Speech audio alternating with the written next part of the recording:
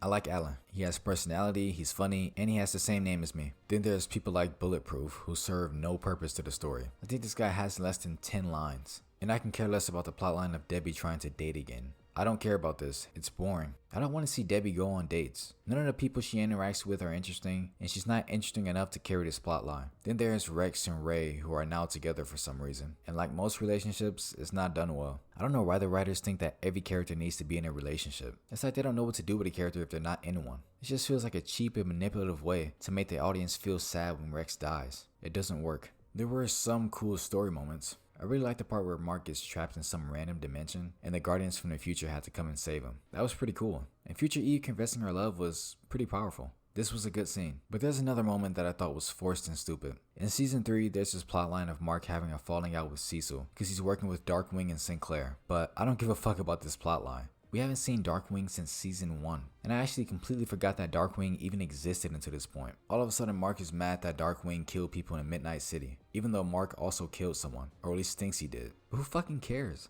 I don't. This literally just pops up for there to be a conflict for the start of the season. Then there's Sinclair. This makes a little more sense because he actually almost killed William and turned Rick into a robot. So his outrage makes a little more sense here. But even then, this still comes out of nowhere and feels forced. It's not like anyone actually cares about Sinclair or Darkwing. Mark doesn't really seem to care that much about Sinclair. This seems contrived. There's also some power scaling issues. Why are the Guardians and Invincible having trouble with the Maulers in season 3? This is just stupid and distracting. He can likely beat a Viltrumite at this point. He should be able to handle the Maulers with no problem. And so should the others. There's just so many plot lines that I just don't care about. I only cared about the plotline of the Viltrumites taking over the Earth, and I wanted more of that and less of the human drama and conflicts. So in conclusion, this show is highly overrated. The visual quality of this show is severely lacking. The characters and plot lines were lackluster and weren't fleshed out well, and I just wasn't interested in most of the plot lines in this show. I'll give this show a 5.8 out of 10.